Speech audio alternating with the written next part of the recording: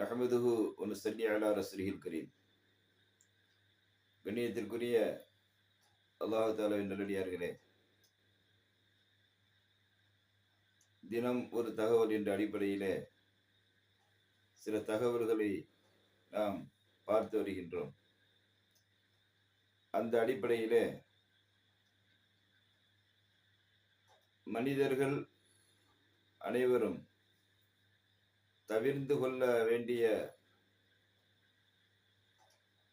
விஷயங்கள், அவைகளை தூண்டக்கூடிய சக்திக்குத்தான், மனிதனுடைய நல்வாழ்விற்கு எதிரான சக்திக்குத்தான் ஷைத்தான் என்று இஸ்லாம் மார்க்கம் பேர் வைத்திருக்கின்றது.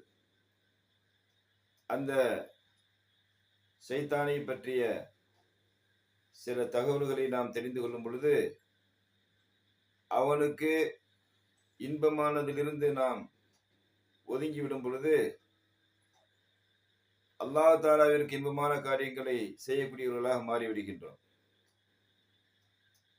அல்லாஹ்விற்கு பிரியமானதை ஒரு மனிதன் மேற்கொள்ள வேண்டுமா, அல்லது அல்லாஹ்வுடைய எதிரிக்கு மனிதனுடைய தீய வாழ்விற்கு உரிய வழிவகைகளை பின்பற்ற வேண்டுமா என்ற ஒரு கேள்விக்கு நாம் இப்பொழுது பார்க்க போகின்ற விஷயங்கள் ஒரு முன்னுதாரணமாக திகழும் என்பதிலே சந்தேகமில்லை.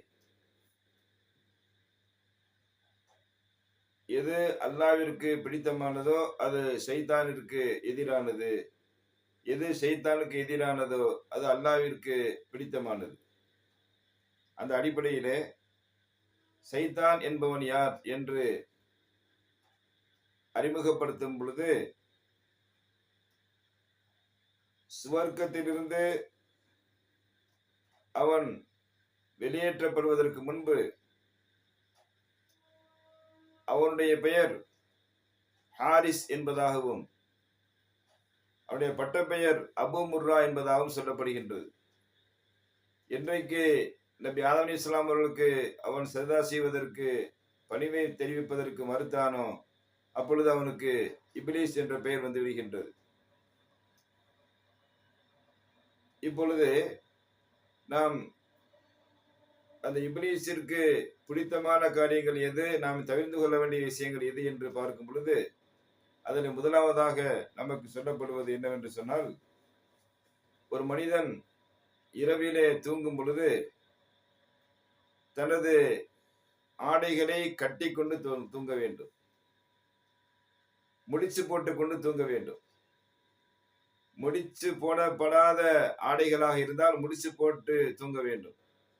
ஏற்கனவே தையல் செய்யப்பட்ட ஆடையாக இருந்தால் அதை முடிச்சு போட வேண்டிய அவசியம் இல்லை. உதாரணமாக, ஒரு மனிதர் வேட்டி கட்டி இருக்கின்றார், அதோடு தூங்க செல்கின்றார் என்று சொன்னால், அவர் தூங்குவதற்கு முன்பு அந்த வேட்டியை கட்டி கொண்டுதான் தூங்க வேண்டும். ஏன் அப்படி நமக்கு இஸ்லாம் மார்க்கத்தில் சொல்லப்பட்டிருக்கின்றது என்று சொன்னால், ஷைத்தானிற்கு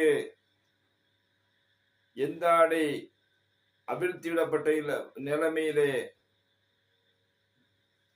இருக்கின்றதோ அந்த ஆடை ஷைத்தானிற்கு பிரியமான ஆடை. ஆகவே நீங்கள் தூங்க செல்லும் பொழுது உங்களுடைய ஆடைகளை கட்டிக்கொண்டு தூங்குங்கள் என்பதாக மார்க்கம் நமக்கு சொல்லி காண்பிக்கின்றது. அதே போல இரண்டாவது விஷயமாக நமக்கு சொல்லப்படுவது என்னவென்று சொன்னால், நாம் தூங்க செல்வதற்கு முன்பு எந்த இடத்திலே நாம் தூங்க செல்கின்றோமோ, நாம் படுக்க போகின்ற அந்த இடம் இருக்கின்றது அல்லவா, அந்த இடத்தை சுத்தம் செய்ய வேண்டும். ஒரு கட்டிலே படுக்க செல்கின்றோம் என்று சொன்னால் அந்த கட்டிலை சுத்தம் செய்து விட்டு படுக்க வேண்டும்.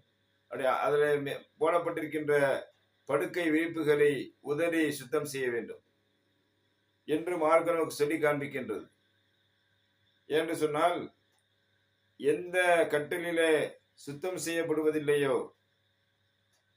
அந்த கட்டிலை, அந்த இடத்தை ஷைத்தான் விரும்புகின்றான் என்பதாக மார்க்கம் சொல்லி காண்பிக்கின்றது. அதே போல நாம் தவிர்ந்து கொள்ள வேண்டிய ஆடைகளிலே ஒன்று சிவப்பு நிற ஆடை. ஏன் அப்படி அது தவிர்த்து கொள்ளப்பட வேண்டிய ஆடையாக இருக்கின்றது என்று சொன்னால், அல்லாஹ்வுடைய எதிரியாக இருக்கின்ற சைத்தானிற்கு மிகவும் பிடித்தமான ஆடை சிவந்த நிற ஆடை என்பதாக சொல்லப்படுகின்றது. நமக்கு இன்பமான நாளாகவும், அதே போல சைத்தானிற்கு துன்பமாக இருக்கக்கூடிய நாளாகவும் ஆக்கப்பட்ட நாட்கள் என்று சொல்லப்படும் பொழுது, அது துல்ஹஜ் பிறை 9ஆம் நாள், அதே போல ஜும்மாவுடைய நாள், ஈதுல் அல்ஹா என்று சொல்லப்படக்கூடிய நாள், அதே போல ஈதுல் ஃபித்ர் என்று சொல்லப்படக்கூடிய அந்த பெருநாள், அதே போல இன்னொரு நாள், எந்த நாளிலே மனிதன் பாவம் செய்யாமல் இருக்கின்றானோ அந்த நாள். இந்த நாட்கள் எல்லாம் சைத்தானிற்கு பிடிக்காத நாட்கள், நமக்கு நாம் கொண்டாடக்கூடிய நாட்கள். அடுத்தபடியாக உள்ள செய்திகளை நாம் தொடர்ந்து பார்ப்போம். ஆகிரு தாவானா அல்ஹம்துலில்லாஹி ரப்பில் ஆலமீன். அஸ்ஸலாமு அலைக்கும் வரஹ்மத்துல்லாஹி தஆலா வபரகாத்துஹு.